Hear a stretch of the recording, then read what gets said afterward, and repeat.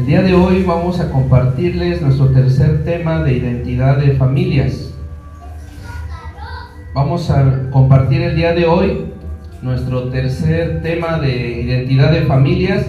Vamos a ver la identidad de la promesa de Ana, así se llama la predicación, la promesa de Ana, amén. Quizás muchos ya conozcan la promesa que hizo Ana, pero quizás muchos no, entonces vamos a repasar la promesa de Ana. Gloria a Dios. La promesa de Ana fue parecida a la que hizo la mamá de Sansón. Fue una promesa para concebir un hijo, la cual provocó la gracia del Señor al concederle el hijo a Ana, pero también fue un voto, ¿verdad? Fue una promesa. Entonces esa promesa, esa oración trajo un bebé, pero consagrado para Dios, al igual que Sansón. Entonces de ahí la importancia de estudiar esta promesa de Ana, un tema familiar, un tema de identidad. Gloria a Dios. Entonces vamos a orar. Padre, en el nombre de Jesús, oramos por la palabra, que sea tu Espíritu Santo revelándola, que sea tu Espíritu Santo edificándonos a la estatura del varón perfecto, en nuestro Señor Jesús oramos, amén. Amén, amén. Bueno, amada familia, en la semana pasada, hace 15 días, más bien hace 2 semanas, estuvimos viendo ya la segunda parte de esta serie de familiar de identidad. Estuvimos, si no mal recuerdo, estudiando las vestiduras, ¿verdad? Las vestiduras que dan las madres, los padres, las mismas vestiduras que dan los mentores, los padres espirituales, a través de nuestras oraciones. Amén. Entonces, como forma de resumen de la clase anterior, quiero recordarles que el mayor enemigo para que se pueda levantar un padre de atrio. ¿Cuál es el padre de atrio? Aquel padre que encamina en las oraciones al hijo espiritual, o en este caso al hijo físico. ¿Para qué? Para enseñarle todo lo concerniente a su comunión con el Señor. Por eso es un padre de atrio. Un padre de atrio, un ejemplo de padre de atrio es Elcana con Samuel. ¿Por qué? Porque Elcana, a pesar de no haber sido profeta, de no haber sido sacerdote, él era fiel y cada año iba y ofrecía sus sacrificios, y también los de su familia, la parte que corresponde a cada uno de ellos.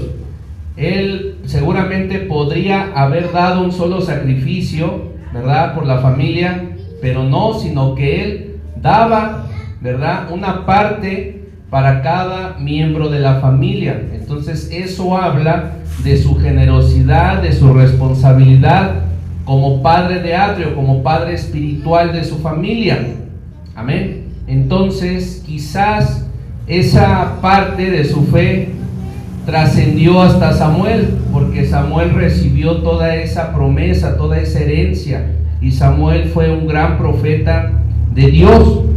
Amén. Entonces muchas veces también sucede que en nuestras familias espirituales nosotros sembramos, pero también las promesas que están en la Biblia se pueden activar a través de nuestras generaciones. Amén. Esa es la bendición. Muy bien. Entonces, el mayor enemigo para que se pueda levantar un padre de atrio es la hipocresía. Estábamos viendo hace 15 días. La hipocresía, el no ser transparente delante de Dios.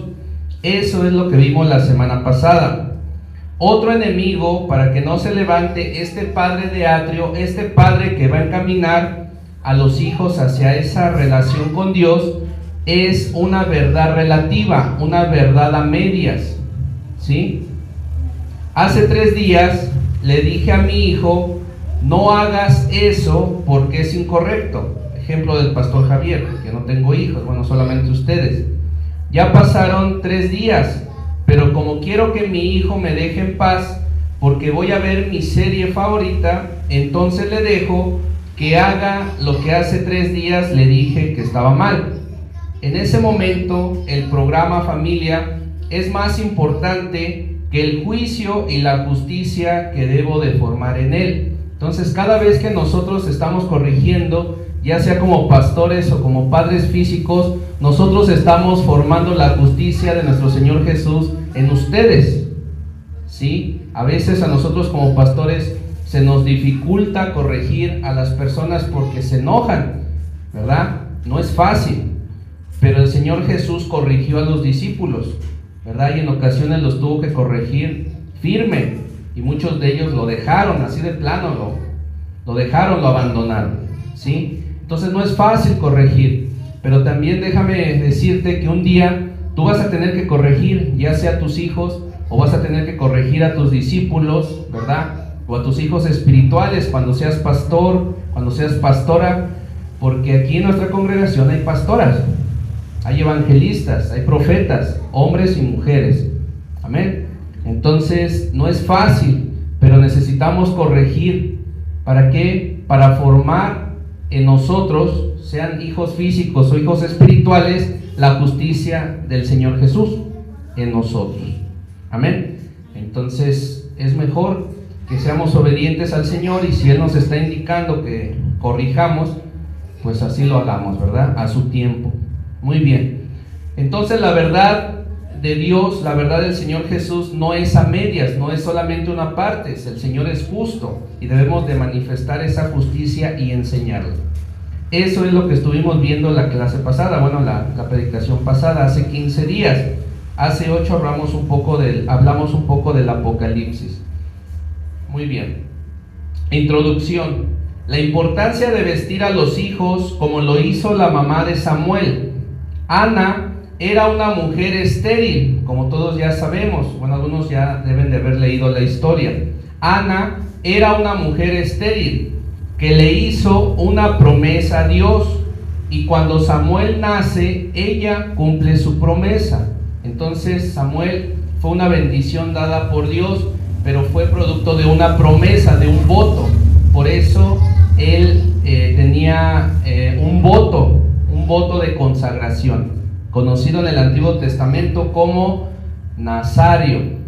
Era un voto especial que se hacía a Dios, y Dios pedía algunas condiciones para que fuera bendecido el bebé y pudiera tener su desarrollo espiritual de manera plena.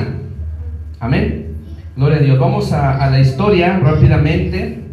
Una historia muy hermosa. Primera de Samuel, capítulo 1, versículo del 9 al 11. Primera de Samuel, capítulo 1, versículo del 9 al 11. Primera de Samuel, capítulo 1, versículo del 9 al 11. Vamos a esperar un poquito más, que los demás lo tengan. Creo que Sarita ya lo encontró.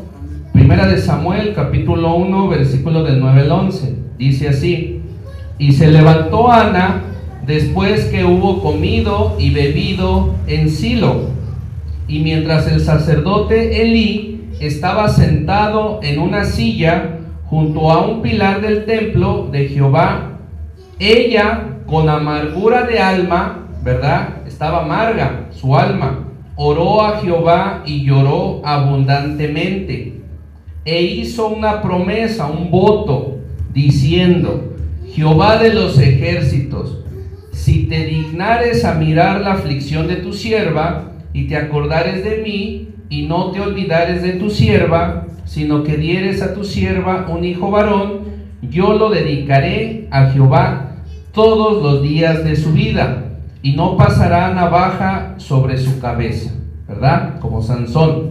Entonces aquí, amada iglesia, vemos una oración de fe, una oración de decisión, una oración valiente. Ana fue más allá de una simple oración. También es verdad que tenía una gran necesidad. Ella no había podido tener hijos, pero eso la motivó a comprometerse con el Señor a un nivel de oración, de voto, de compromiso, ¿sí? Entonces, cuando nosotros somos movidos por el Señor, también por la circunstancia que estemos pasando, a hacer este tipo de oraciones, el Señor responde. Amén. Entonces, yo no sé tu situación, pero si tú tienes una necesidad, este tipo de oración que hizo Ana a Dios puede ser la respuesta que estás buscando. Amén. Pero el Señor demanda compromiso. Amén. Gloria a Dios. Muy bien, vamos a ver qué más nos da el Señor. Nos podemos imaginar, familia, teniendo el efod. Recuerden que Ana le hacía las vestiduras a Samuel, ¿verdad? Le hacía su efod.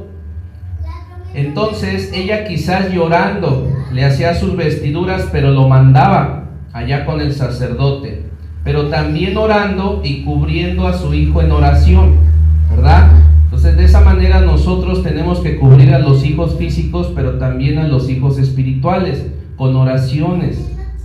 Cuando ella vestía a su hijo con el efod, en realidad ella no lo estaba vistiendo con lino, sino que era una vestimenta de oración, de clamores, de bendiciones, rodeaban a Samuel.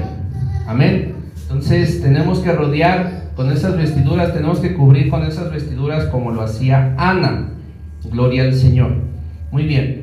La vestimenta de la madre de Ana es lo que actuaba como un impermeabilizante. Las oraciones de Ana, es lo que actuaba como una barrera de protección para Samuel, para que no fuera afectado por el ambiente en el que estaba. Y el Señor hace nuevamente un llamado hacia la oración. Tenemos que intensificar nuestras oraciones, nuestra cobertura espiritual, nuestras vestiduras. Amén. Gloria a Dios, eso es lo que está hablando en esta semana el Señor. Entonces, para que no fuera afectado, la vestimenta de Ana protegía a Samuel para que no fuera afectado por el ambiente en el que estaba. Nosotros estamos rodeados de un ambiente muchas veces hostil. Cada uno de nosotros está rodeado de un ambiente hostil, en el trabajo, en la escuela, con los vecinos, en el trabajo. Pero lo que nos va a cuidar para no ser afectado por ese ambiente van a ser las oraciones, van a ser las vestiduras a través de la oración. Gloria al Señor. Muy bien. Dile al que está a tu lado, la oración cubre. La oración cubre a las personas del ambiente que lo rodea. Gloria a Dios. Muy bien, gracias. Gloria a Dios.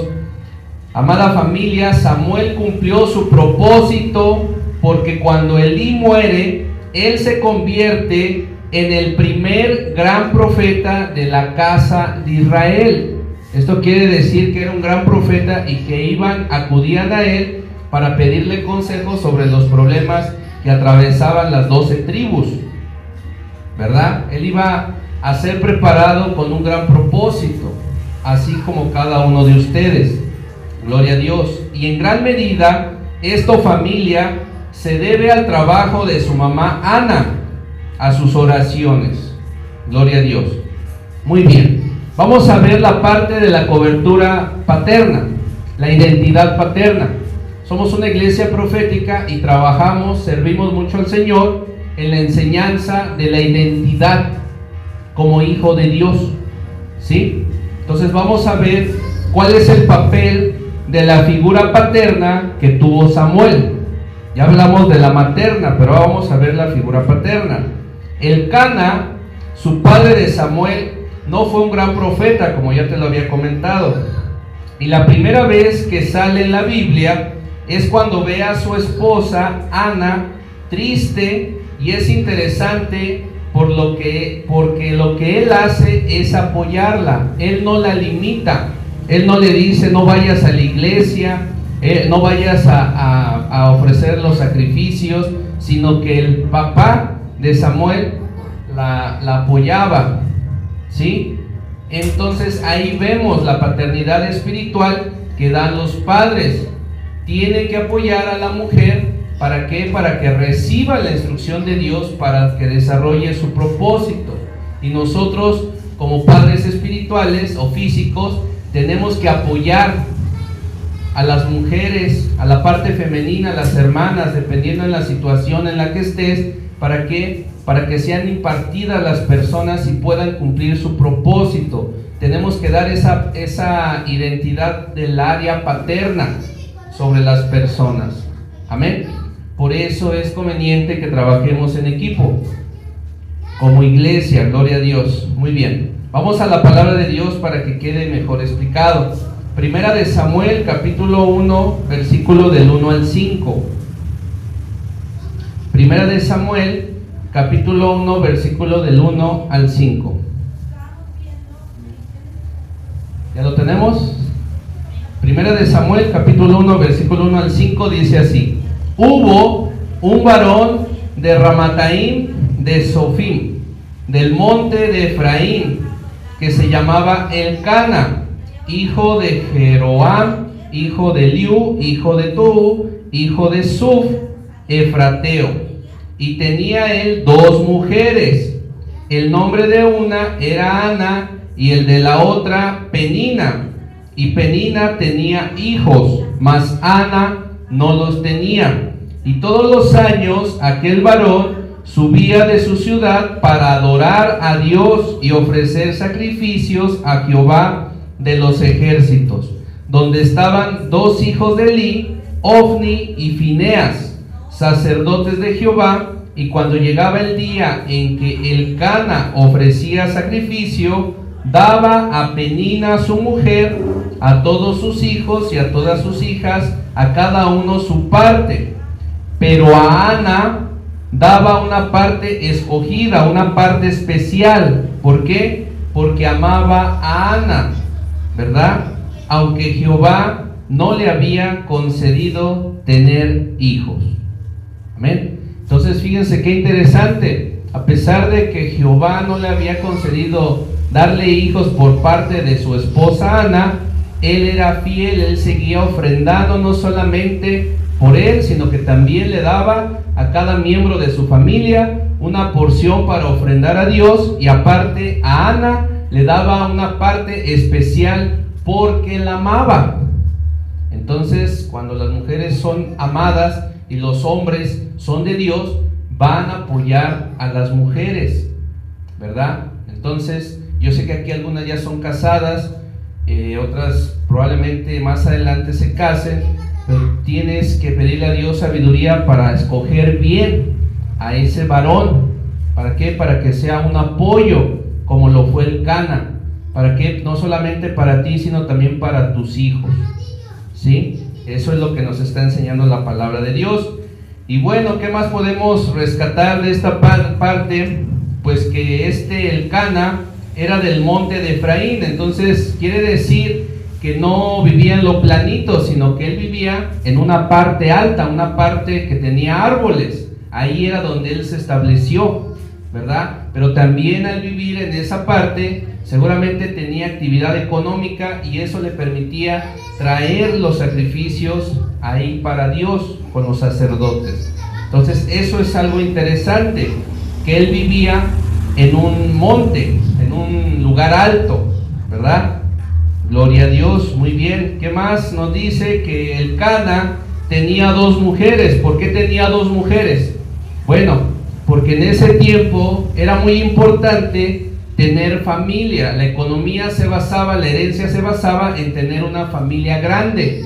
¿Por qué? Porque la actividad económica era diferente que en esta época. Hoy abundan los servicios, pero en ese tiempo la actividad económica preponderante, hermana Isabel, era la agricultura y la ganadería. Tan solo aquí en México hubo un tiempo en donde la agricultura concentraba un gran número de trabajadores, pero cuando el modelo económico cambia hacia los servicios, entonces hay un desplazamiento de las personas hacia los servicios, ¿sí? Pero en esa cultura era importante que la mujer tuviera hijos. ¿Para qué? Para la descendencia, para la herencia judía, para muchos aspectos que tenían en su cultura. Entonces, por eso tú dirás, bueno, ¿por qué Elcana tenía 2 mujeres? Fue por eso, porque no es que él quisiera tener 2 mujeres, sino como una no había podido tener hijos, la ley permitía que tuvieran 2 mujeres, pero no así ahora. Ahora ya no pueden tener 2 o 2 esposos, no, nada más pueden tener 1. ¿Sale? Eso es lo interesante. ¿Qué más? Pues lo de los sacrificios.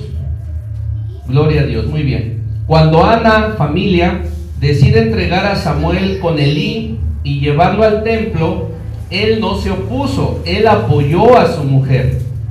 Gloria a Dios. En los versículos que leímos nos damos cuenta de que cada año él era responsable y llevaba a su familia a ofrecer sacrificios a Dios, y que apartaba una parte escogida para dar a Dios a través de Ana. Amén. El papá de Samuel no fue profeta, pero era un hombre responsable espiritualmente, y su obediencia iba a ser de bendición en Samuel, porque su hijo fue usado poderosamente para esa generación. Gloria a Dios. Hay promesas de la Biblia que se van a cumplir en ti, pero hay otras promesas que la voluntad de Dios se pueden cumplir en ti o se pueden cumplir en tus generaciones. ¿Sí? Todo está en la voluntad de Dios. Dios es poderoso y Dios puede adelantar los tiempos. Muy bien. ¿Cómo es, familia, que estamos vistiendo a nuestros hijos? ¿Cómo los estamos vistiendo? ¿Verdad? Veíamos hace 15 días que detrás de una niña o de una jovencita que le gusta mostrar las piernas, hay una mamá que le gustaba hacerlo. ¿Por qué? Porque son ejemplos, ¿sí? No se trata de modas, sino de principios de conducta, no religiosos, sino de ética, de lo que es correcto. La sensualidad es algo que muchas veces se hereda, y la niña lo va a heredar de su mamá o de sus papás, de su mamá principalmente. Las medidas de lo que consideras correcto lo vas a tomar de tu mamá y de tu papá, porque ese es el acercamiento que tenemos desde pequeños, ¿sí? Necesitamos ajustar nuestra justicia, nuestro sistema de justicia, a lo que Dios considera que es justo. Hay una justicia que ya es adquirida, que aprendiste de tus padres, pero necesitamos aprender la justicia que nos da el Señor Jesús. Hay ocasiones que se hacen cosas y pensamos que son normales cuando no lo son. Por ejemplo, ensuciar las paredes con las manos. Eso no es correcto. Tirar basura. No necesitas ser un profeta para saber cuáles son las cosas que hay que corregir, ¿sí? La justicia de los padres contra la justicia de Dios, la justicia del Señor Jesús. Mateo capítulo 5, versículo 20. Mateo capítulo 5, versículo 20. Mateo capítulo 5, versículo 20. Mateo capítulo 5, versículo 20. ¿Ya lo tenemos? Dice así la palabra de Dios: porque os digo que si tu justicia no fuere mayor que la de los escribas y los fariseos, no entrarás en el reino de los cielos. Entonces nuestra justicia debe de ser mayor que la de los escribas y los fariseos, una justicia que no sea religiosa, una justicia que no sea de tradiciones, que no sea heredada, sino que sea en lo que Dios nos enseña en su bendita palabra. La justicia de Cristo Jesús. Amén. Eso es lo que nos está diciendo. En el caso de Jacob y Rebeca, otra historia bíblica, ¿verdad? Ellos, cada quien tenía a un hijo preferido. Jacob, el hijo de la mamá, y Esaú, el consentido de papá, y cada quien buscaba favorecer al consentido. Ese es el sistema de justicia que ellos ejercían. ¿Por qué? Porque ellos no tenían la Biblia, ¿sí? De otro de sus patrones de justicia era favorecer a un hijo. Era algo normal, pero no era correcto. ¿Quién los corregía a ellos? Nadie, solamente Dios, a través de las oraciones que hacía. Pero hoy tú tienes la palabra de Dios para ejercer la justicia de Cristo Jesús, de nuestro Señor. Amén. Quizá en tus patrones de justicia, amada iglesia, hay cosas que tú ves bien, pero al compararlas con la justicia de Dios van a estar mal. Tú puedes pensar que estás bien en tu justicia, en tu forma de actuar, en tu conducta, pero cuando tú eres confrontado con la palabra de Dios, te vas a dar cuenta que probablemente estás mal en tu sistema de justicia. Gloria al Señor. Amén. Familias de identidad, eso es lo que estamos viendo. Necesitamos el temor de Dios, la obediencia a Dios, para instruir a nuestros hijos en justicia. Si tú tienes temor de Dios, los vas a instruir en justicia, pero si no tienes temor de Dios, no te va a importar cómo vayan creciendo, ¿verdad? Bueno, porque si no entendemos, familia, la justicia bajo la perspectiva de Dios, estaremos muy limitados. Vamos a poder llegar nada más hasta cierto límite, y en determinado momento ya no vas a poder saber qué hacer con tus hijos. Pero sin embargo, cuando estás habilitado, cuando estás preparado en la justicia de Dios, vas a poder aconsejarlos. Gloria al Señor. Muy bien. Muchas veces no sabemos lo que nuestros hijos hacen, ¿verdad? Pueden llegar tarde, pueden quedarse a dormir en otro lugar. No sabemos lo que nuestros hijos están haciendo, pero ¿sabes quién sí sabe? Dios, ¿sí? Nos hemos sentado con ellos para preguntarles cómo están, qué están viendo por internet, qué estás soñando, hijo, ¿verdad? Estamos platicando con nuestros hijos para ver cómo se sienten. Eso es lo que el Señor está hablando el día de hoy. Déjame compartirte que de acuerdo a mi nivel de pureza, ¿cuál es mi nivel de pureza? Mi nivel de santidad. ¿Estás ejerciendo santidad? ¿Te estás apartando como Dios lo enseña para ser ejemplo? Yo no lo sé, ¿verdad? Yo creo que sí, ¿verdad? De acuerdo a mi nivel de pureza es el que yo voy a enseñar y voy a impartir, ¿verdad? Si yo me guardo, si yo me consagro, si yo soy obediente, eso es lo que yo voy a impartir. Yo no voy a poder impartir más allá de algo que yo no tengo. Yo no voy a poder reflejar más allá de algo que no soy. Por eso dice, hipócritas, le decía a los fariseos, a nosotros no, a los fariseos. Hipócritas, víboras, ¿verdad? ¿Por qué? Pues porque eran doble cara. Entonces tenemos que ser honestos ante Dios. Muy bien. ¿Qué justicia aprenden los hijos? Me podrás preguntar, ¿qué justicia aprenden los hijos? ¿La verbal o la vivencial? Vamos a explicar esto. Yo te lo puedo decir. Trata bien a tu hermana, pero si él me va a tratar mal a su mamá, ¿qué va a terminar aprendiendo él? Entonces, si nuestros hijos ven que nosotros actuamos mal, entonces no vale nuestra justicia.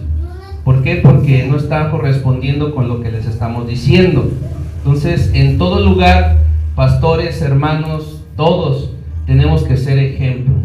Porque entonces, ¿cómo podemos pedirle a una persona que haga una cosa cuando tú no lo haces?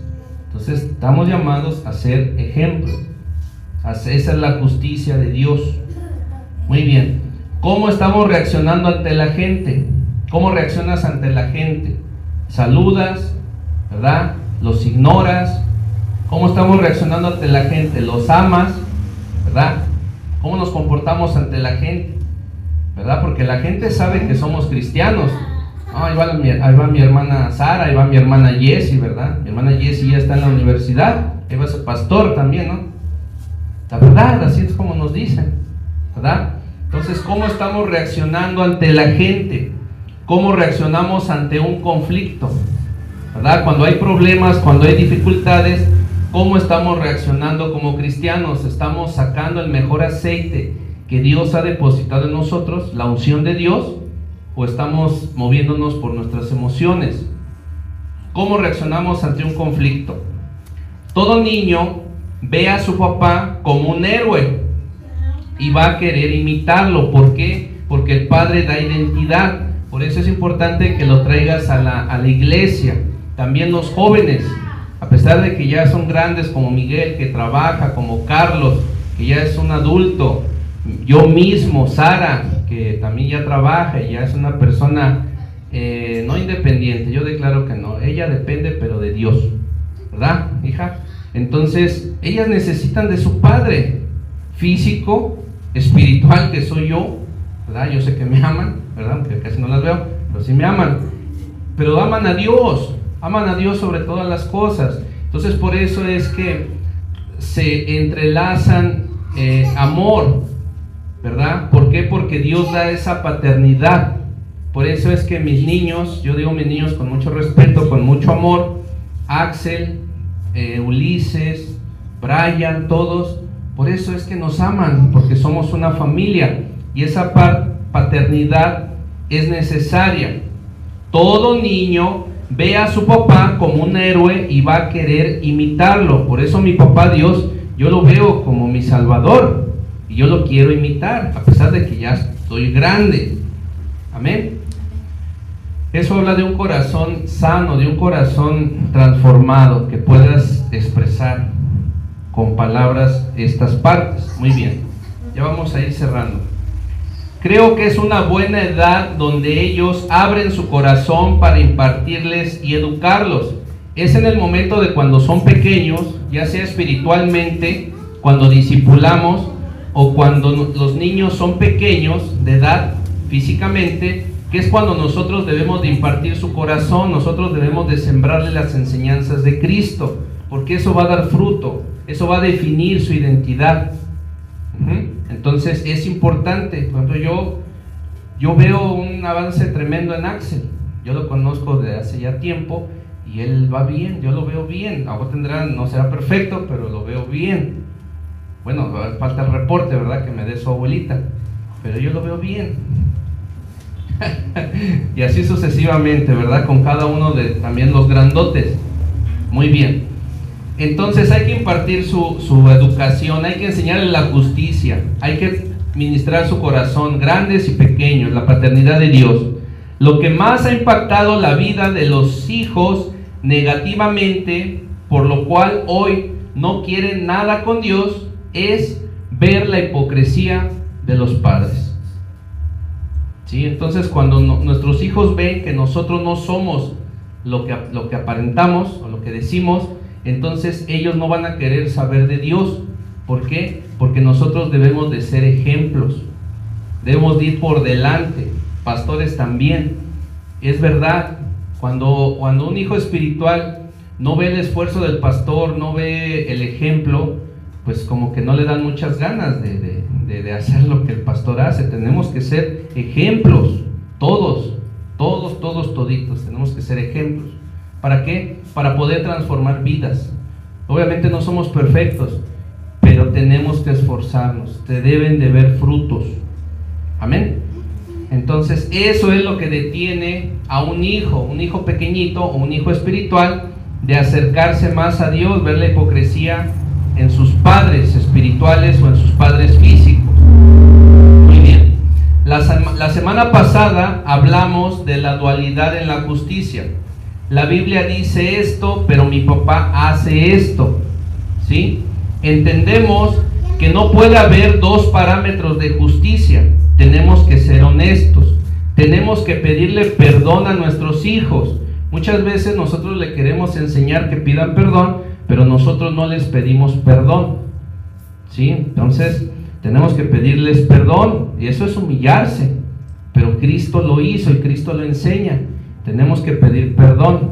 ¿Para qué? Para que ellos puedan pedir perdón, diciéndoles: hijo, perdóname porque actué mal, ¿me perdonas? Sabes que te amo. Sí, papá, o sí, mamá, yo les pido perdón. Yo sé que no soy perfecto, a veces me enojo, ¿verdad? Pero si los he lastimado, perdónenme y ayúdenme con la obra. Amén. Perdónenme, yo los amo. Gloria a Dios. Muy bien. No tenemos que ser perfectos. Muchos vamos a fallar. Algunos venimos de familias disfuncionales, ¿verdad? Pero no nos damos cuenta. ¿Qué es una familia disfuncional? Pues el simple hecho de que alguno de los padres no esté, ya es una familia disfuncional. Entonces es cuando más tenemos que acercarnos a Dios para que sea cubierta esa parte. Amén.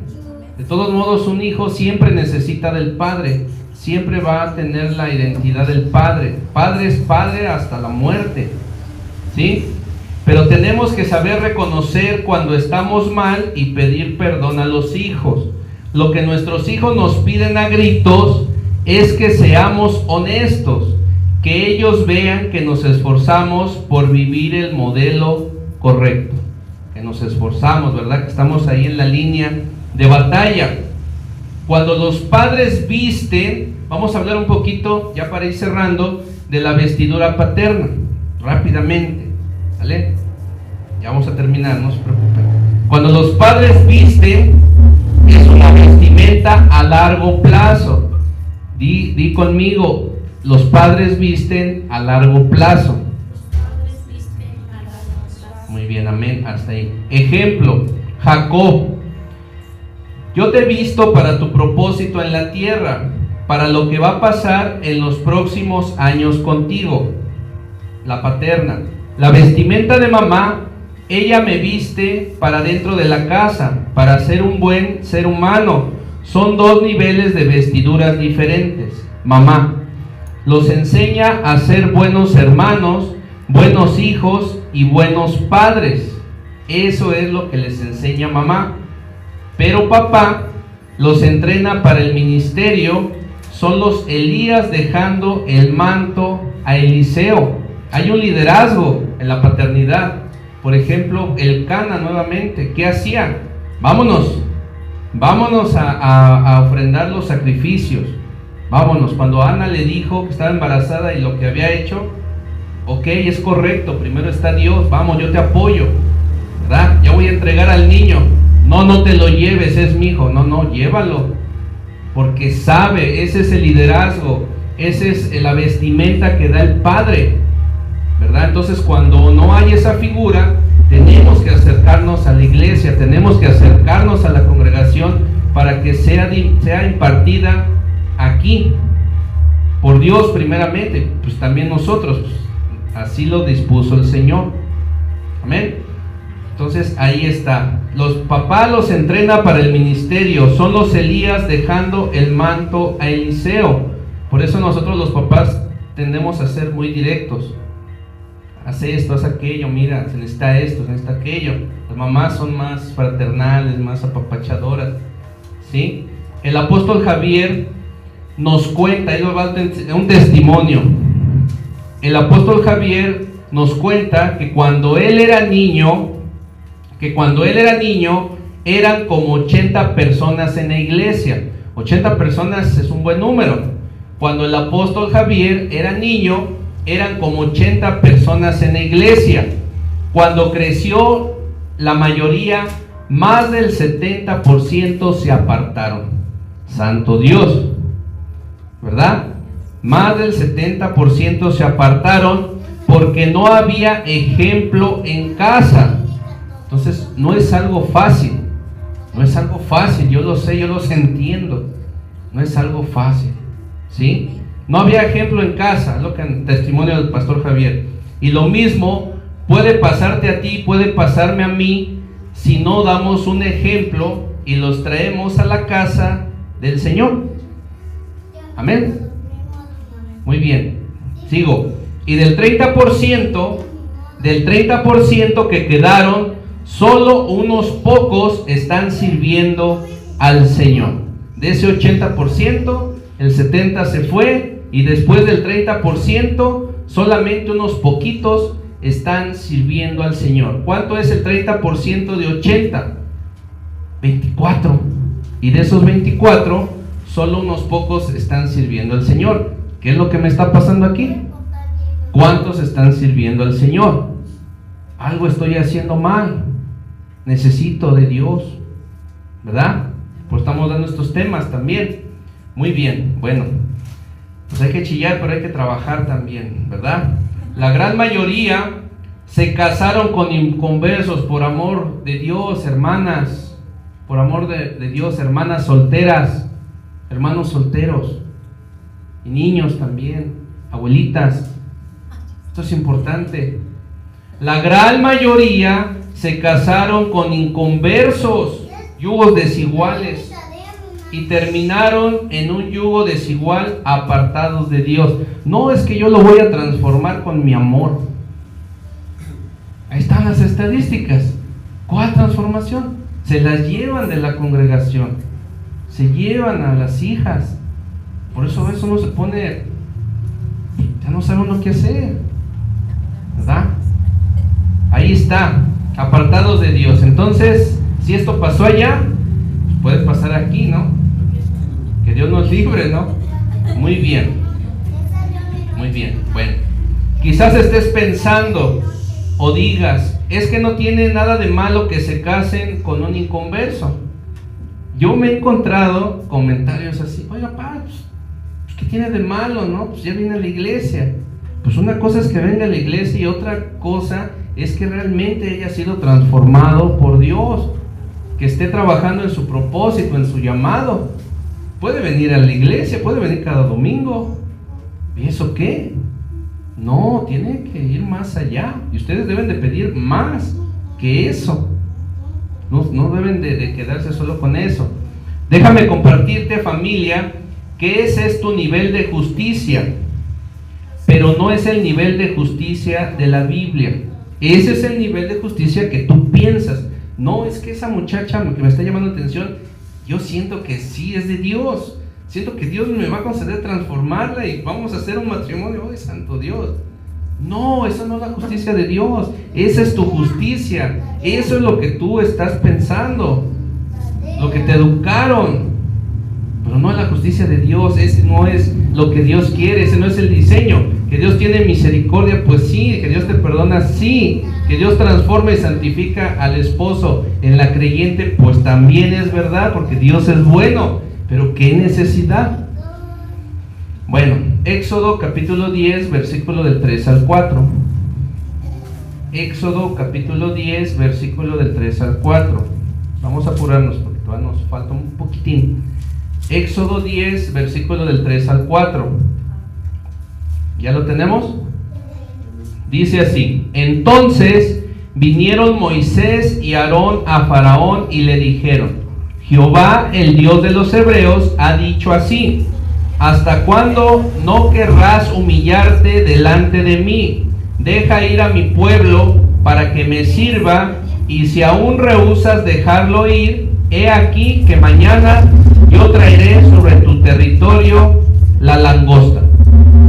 No quería dejar el faraón, dejar ir al pueblo, ¿para qué? Para que le hicieran fiesta al Señor en el desierto. De ahí la alabanza, fiesta en el desierto, muy famosa, por cierto. ¿Qué es eso? Pues es lo que estamos haciendo aquí, una celebración para Dios. Eso no quería el diablo. El faraón simboliza al diablo, así de sencillo. No quería que el pueblo de Israel fuera y le hiciera celebración en el desierto, que lo adorara libremente, ¿sí? Eso tiene enseñanza. Vamos a Éxodo 10, ahí mismo en el versículo 7 al 13. Debes de vigilar que nada te impida venir con tu familia a celebrar fiesta en el desierto aquí en Tetela, en Piedras Vivas. Éxodo 10, versículos 7 al 13, dice así: entonces los siervos de Faraón le dijeron: ¿hasta cuándo será este hombre un lazo para nosotros? Deja ir a estos hombres para que sirvan a Jehová su Dios. ¿Acaso no sabes todavía que Egipto está ya destruido? Y Moisés y Aarón volvieron a ser llamados ante Faraón, el cual les dijo: caminen, sirvan a Jehová nuestro Dios. ¿Quiénes son los que han de ir? ¿Verdad? No, pues nada más que vaya Sofi, ¿verdad? Moisés respondió: hemos de ir con nuestros niños y con nuestros viejitos, con nuestros hijos y con nuestras hijas, con nuestras ovejas, hasta los animales, con nuestras ovejas y con nuestras vacas, hemos de ir, porque es nuestra fiesta solemne, respetuosa para Jehová. Y él les dijo: así sea Jehová con ustedes. ¿Cómo os voy a dejar ir a ustedes y a vuestros niños? Mirar cómo el mal está delante de su rostro. No será así. Ir ahora ustedes los hombres y servir a Jehová, pues esto es lo que vosotros pedisteis. y los echaron de la presencia del faraón. Entonces Jehová dijo a Moisés: extiende tu mano sobre la tierra de Egipto para traer la langosta, a fin de que suba sobre el país de Egipto y consuma todo lo que el granizo dejó. Y extendió Moisés su vara sobre la tierra de Egipto, y Jehová trajo un viento oriental sobre el país todo aquel día y toda aquella noche, y al venir la mañana el viento oriental trajo la langosta. ¿Verdad? ¿Por qué? Porque Dios quiere que toda la familia venga a servirle, venga a adorarle. Todos, los niños, los abuelitos, las mujeres, todos. Amén. Ahí está. Entonces el diablo va a querer que no vengan los niños. Todos tenemos que venir a servir a Dios. Éxodo 10, versículo 21 al 24. Dice así, Éxodo 10, versículo 21 al 24. Jehová dijo a Moisés: extiende tu mano hacia el cielo para que haya tinieblas sobre la tierra de Egipto, tanto que cualquiera las toque. Y extendió Moisés su mano hacia el cielo, y hubo densas tinieblas sobre toda la tierra de Egipto por 3 días. Ninguno vio a su prójimo, ni nadie se levantó de su lugar en 3 días. Mas todos los hijos de Israel tenían luz en sus habitaciones. Todos los hijos de Israel tenían ¿qué? Luz en sus habitaciones. Jesús es la luz. Entonces Faraón hizo llamar a Moisés y le dijo: ve, sirve a Jehová, solamente que se queden tus borregas y tus vacas. Vayan también vuestros niños con ustedes. O sea, Faraón lo que quería es que no se fueran, ¿verdad? Entonces que dejaran a sus animales, porque sabía que así iban a regresar. Pero no, lo que Dios quiere es toda la familia completa, hasta los animalitos. Ser un pueblo escogido, un pueblo apartado. No puedes estar dividido entre el diablo y el Señor. Muy bien, ya vamos a terminar. Moisés dijo: no es negociable. Nuestros hijos van con nosotros. ¿Dónde están tus hijos? ¿Los trajiste a la iglesia? Déjame decirte que las tinieblas no han cambiado de estrategia. Tanto el padre como la madre tienen que dar una vestidura. Hay una paternidad en el lugar santo, aquí, ¿verdad? En el que interviene la iglesia. Lo que nosotros llamamos iglesia es un conjunto de creyentes que se reúnen con un mismo propósito. La iglesia tiene un papel formativo, de enseñanza, de formar los hijos de Dios. ¿Quién es el que los forma, el que los transforma? El Espíritu Santo, la palabra. No tendríamos razón de congregarnos si en casa se aprendiera todo. Una parte se da en casa, pero Dios pide fiesta aquí, en su congregación. Necesitamos ser familia, pero también necesitamos ser congregación, ejercer nuestra fe cuando estamos aquí. Identidad, familia. Familia e iglesia no compiten. Familia e iglesia no compiten. No es que tú allá hablas en lenguas, no es que ya danzas bien proféticamente, no es que no, esto, aquello, el otro. No, familias e iglesia no compiten por un título. No es para eso. Se complementan, se ayudan, se sirven, se aman. Hay cosas que como papá espiritual se trabaja todos los días aprender. Estamos hablando del promedio que no está pensando en ganar al mundo para Cristo, pero que ama al Señor. La iglesia es una familia en la cual no tenemos el mismo apellido, pero sí tenemos la misma sangre, la de Cristo. Pero el lugar santo tenía un velo que los separaba del lugar santísimo. De la misma manera, la iglesia tiene un límite. Debe capacitar a las personas para que tengan un encuentro, una intimidad con el Señor. Ese es nuestro trabajo.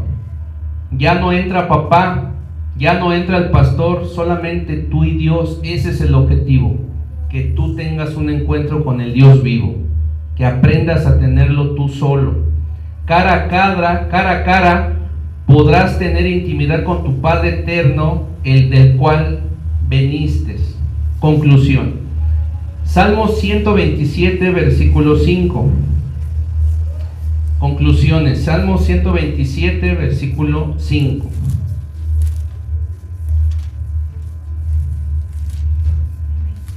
Dice así, Salmo 127, versículo 5. Bienaventurado el hombre que llenó su aljaba de ellos, se refiere a los hijos. No será avergonzado cuando hablare con los enemigos en la puerta. Entonces, de los hijos se forma un ejército poderoso, se forma ayuda, ¿verdad? Entonces, el que llena su aljaba de hijos, o los padres que llenan su aljaba de hijos, no serán avergonzados, porque tendrán quien los respalde, ¿verdad? Gloria a Dios. La madre es como la aljaba, los viste y les da una cobertura, recursos en el proceso de formación, y el padre es el arco que tensa la flecha. Aquí representan las flechas a los hijos, y entiende para qué fue creada la flecha y la lanza. Por eso es que a lo mejor nosotros como padres tendemos a ser más estrictos, que nosotros los aventamos. A ver, sirven esto, a ver con los niños, a ver, ven, párate aquí, porque esa es nuestra función, lanzar a las flechas. Las flechas son ustedes, son los hijos. La aljaba representa a las madres, las que protegen, las que guardan, la pastora. Amén. Muy bien, perdón, ya voy a terminar. Una vestidura te empodera para darte dirección, llamamiento y propósito en la vida. Si nosotros oramos por ustedes, bienaventurado, alabado sea Dios. ¿Por qué? Porque hay una protección y Dios lo va a hacer, ¿sí?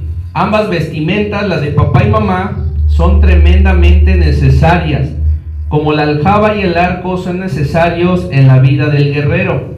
Cuando nuestros hijos están vestidos con estas dos vestiduras, no serán avergonzados ante sus enemigos, derrotarán a sus gigantes porque los preparamos para ello. Nosotros queremos que ustedes no sean derrotados, que estén preparados, que ganen la guerra espiritual, que ganen sus batallas, que ganen sus procesos, que salgan victoriosos, que salgan dimensionados, que se activen proféticamente. Amén. Es más, que avancen más que nosotros, pero la Biblia dice que seremos dos, entonces vamos a avanzar juntos, porque no es competencia. Nuestros hijos no nos pertenecen, y por mucho amor que les tengamos, no podemos hacer que vivan un día más, pero tú puedes extender sus días, puedes hacer que tus hijos vivan más, porque la palabra dice que los días del justo son largos, cuando les enseñas a respetar a sus abuelos, a sus autoridades. No es que tú ores, familia, y le digas a Dios, dale 100 años a mi hijo. No, la realidad es que sepa respetar, que sepa honrar a sus padres. Ese es un principio espiritual que le va a asegurar una larga vida. Efesios 6, versículo 2 al 3.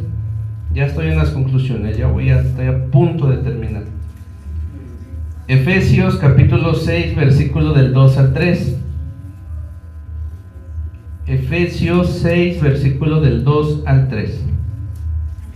Dice así: honra a tu padre y a tu madre, que es el primer mandamiento con promesa, para que te vaya bien y seas de larga vida sobre esta tierra. Entonces, ¿quieres tener una larga vida? Enseña a tus hijos a que honren a los mayores, a sus padres, a sus madres, también a sus pastores. Somos padres espirituales. Amén. No se trata de tener apóstoles, de tener profetas, se trata de tener hijos. Ellos no solamente nacieron para ser profetas o apóstoles, nacieron para ser familia, para ser hijos, ¿sí? Si no estamos igual que los del mundo, el hijo profesionista, pero que se olvida de los padres. ¿Qué quieres ser cuando seas grande? Quiero ser médico, quiero ser profeta. En este mundo, mi llamado es ser hijo. El que no sabe ser hijo, tampoco será un buen padre o una buena madre. Tenemos que madurar, tenemos que crecer espiritualmente a ser padres, a tener enseñanza sólida, alimento sólido. ¿Para qué? Para poder multiplicarnos. Tenemos que ser buenos hijos, tenemos que ser obedientes, tenemos que honrar a nuestros padres físicos y espirituales. ¿Para qué? Para que cuando llegue el tiempo nosotros seamos unos buenos padres, unas buenas madres. ¿Sí? La familia se basa en la honra, en el respeto, en la obediencia. Detrás de una infidelidad hay deshonra, hay falta de respeto. Wow. Muchas veces etiquetamos a nuestros hijos. Mi hijo es un profeta. Esto yo lo he escuchado, ¿verdad? ¿Cómo lo explico? Mi hijo es pastor, mi hijo va a ser pastor, ¿verdad? Pues gloria a Dios. Pero fíjate lo que nos enseña el Señor, ¿verdad? ¿Has escuchado a esas personas que dicen, no, mi hijo tiene un llamado, mi hijo va a ser pastor o no sé, profeta, evangelista? ¿Lo has escuchado? Mira lo que dice el Señor. Muchas veces etiquetamos a nuestros hijos y está bien que los profeticen. Mi hijo es un profeta, cuando ni siquiera saben ser hijos. ¿Tú crees que Dios va a levantar un profeta cuando esa persona, ese hermano, esa hermana no sabe ser hijo, no sabe obedecer a Dios, no lo sabe honrar? La palabra profética está, pero ya lo estamos viendo en la escuela profética. Para que esa palabra profética se cumpla, debe de estar alineado con obediencia. Si no, se borra y entonces el Señor tiene que mandar otra palabra profética. ¿Sí o no? Entonces, pues qué bueno que lo profetices. Pero si el niño es bien desobediente, si el hijo espiritual es bien desobediente con Dios, con sus padres espirituales, entonces ¿cuál profeta? ¿Cuál profeta? No, ¿sí? Tiene que haber honra. ¿Para qué? Para que se desarrolle ese propósito, ese llamado. Dios no funciona así. Promover a alguien cuando en lo básico no funciona.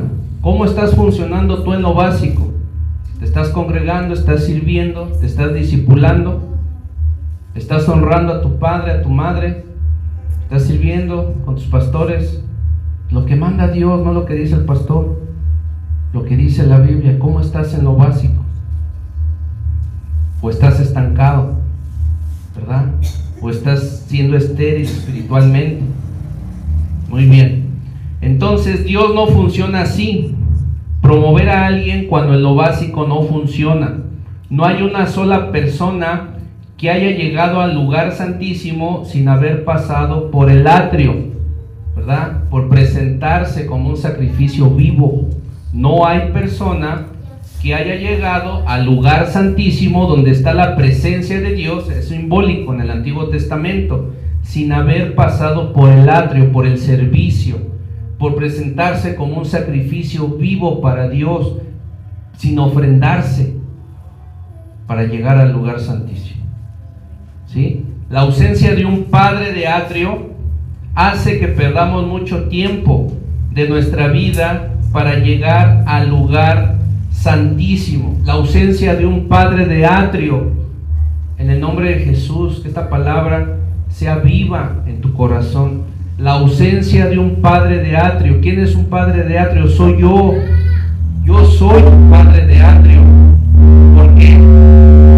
Porque si no lo tienes, hace que pierdas mucho tiempo de tu vida. Puedes llegar a los 50 años sin poder llegar al lugar santísimo, sin poder llegar a tu propósito, sin poder llegar a tu llamado, por desobediente. Cuando pudiste haber llegado a los 15, a los 20, a los 25, a los 30, y así sucesivamente. Amén. Es muy importante la paternidad para llegar al propósito. ¿Quién fue, verdad, el padre espiritual de Eliseo? Digo, de Elías, no, de Eliseo, perdón, de Eliseo. Fue Elías, ¿verdad? ¿Y qué dijo Eliseo cuando vio irse en los carros de fuego a Elías? ¿Qué le dijo? Padre mío, ¿verdad? Y entonces cayó el manto, y ese fue el manto que tuvo Eliseo. Necesitamos del padre de atrio, el que nos enseña, ¿verdad? El que nos cuida, el que ora por nosotros, el que nos envía.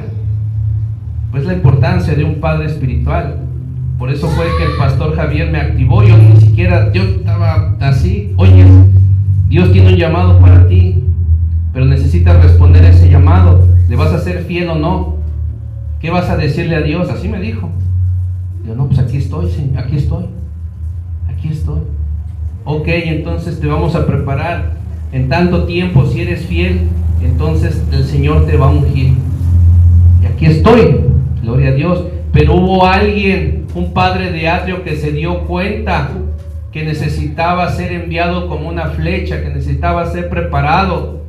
No rechaces la instrucción, no rechaces la corrección, discipúlate, porque si no, eso retrasa tu propósito. Muy bien, enseñar justicia no es una opción, es la vida de nuestros hijos. La justicia no se hereda, esa justicia se hereda de los padres. Las enseñanzas en Cristo Jesús se forman. Gloria a Dios. Muy bien, pónganse sobre sus pies, vamos a orar para ser despedidos. Vamos a orar, cierren sus ojos, inclinen su rostro. Vamos a orar, empieza a hablar con el Señor, empieza a darle gracias. Señor, en el nombre de Jesús te damos gracias por esta semana, Señor, una semana más de vida. Te damos gracias, Señor, por la honra, porque tú nos honras, Señor, porque tú nos amas, porque tú nos has puesto en un lugar de privilegio, nos has dado una familia, nos has dado trabajo, nos has dado estudios, Señor, nos has dado nuestra alimentación, nos has dado nuestros hijos, Señor, nos has dado salud, nos has dado vida, Señor. Hoy abrimos nuestros labios, te damos las gracias, Señor, en el nombre de Jesús. Gracias, Señor, por esta mitad de mes, Señor, que estamos terminando. Gracias, Señor, por este mes de agosto. Gracias por esta ciudad. Gracias, Señor, por nuestra comunidad, por nuestros padres, por todo lo bueno y maravilloso que eres con nosotros, Señor. Escrito está que cuando nosotros somos agradecidos, viene una bendición sobre nuestras vidas, se desata una multiplicación sobre nuestras vidas. Por eso, Señor, hoy te damos gracias por lo bueno, por lo maravilloso que eres con nosotros. Vamos, empieza ahí a hablar con el Señor. No te quedes callado en tu mente audiblemente, pero empieza a darle esta última ofrenda de esta noche al Señor a través de tu servicio, a través de tu honra, a través de la oración. Gracias, Señor, por todo lo bueno, por todo lo maravilloso que eres con nosotros. Gracias, Señor, por cada enseñanza. Gracias por toda exhortación, Señor, hacia nuestras vidas. Gracias, bendito Dios, por enseñarnos de identidad de familia. Gracias por enseñarnos sobre la justicia de Dios. Bendito Dios, a través de nuestro Señor Jesucristo. Hoy, Señor, declaramos, Padre, que el Espíritu Santo, que la palabra transforma nuestra mente, transforma nuestros corazones, y la justicia de Dios, la justicia del Señor Jesús es formada en nosotros, es transformado nuestro entendimiento, es transformado nuestro corazón, Señor, como el tuyo, Padre, y tú nos ayudas a caminar en esa justicia, en esa santidad que tú nos estás dando el día de hoy, Señor. En el nombre de Jesús, escrito está que cuando el Señor Jesús hizo la multiplicación de los peces, hizo la multiplicación de los panes, alzó, Señor, su mirada a los cielos y dio gracias, Señor, en el nombre de Jesús, y seguramente también bendijo los alimentos dándote gracias, y entonces vino la multiplicación, vino el milagro. Señor, hoy te damos las gracias, igual que el Señor Jesús hizo, y desatamos esa multiplicación, desatamos esa bendición sobre nuestros hogares. Te damos la honra, Señor, y declaramos que tú nos das ese corazón de honra, Padre, para con todos tus pastores, Señor, para con nuestros padres y también para contigo, Señor. Te damos las gracias por formar nuestra identidad. En el nombre de Jesús, Señor, oramos y te damos las gracias, Señor. Llévanos con bien a nuestros hogares y desato bendición, Señor, sobre cada uno de tus hijos, de tus hijas, de tus niños, Señor, de los hombres, de las mujeres, de los jóvenes, de todos, Señor. los que hoy se han reunido en esta celebración dominical para hacer una fiesta, una celebración para ti, como lo vimos en la Santa Palabra. Activamos tu palabra, la tomamos para nuestras vidas y declaramos que esta palabra no vuelve vacía, sino que cumplirá para lo cual fue enviada, Señor, que dará frutos al 100%, Señor. Llévanos con bien a nuestros hogares y declaramos la bendición sobre todos nosotros en el nombre poderoso y precioso de nuestro Señor Jesucristo. Amén y amén. Le damos un fuerte aplauso al Señor Jesús. Gloria a Dios. Dios es bueno. Estamos despedidos, amada familia. No olvide despedirse y darse la paz en el amor del Señor Jesús. Y nos vemos el próximo domingo. Que el Señor les bendiga.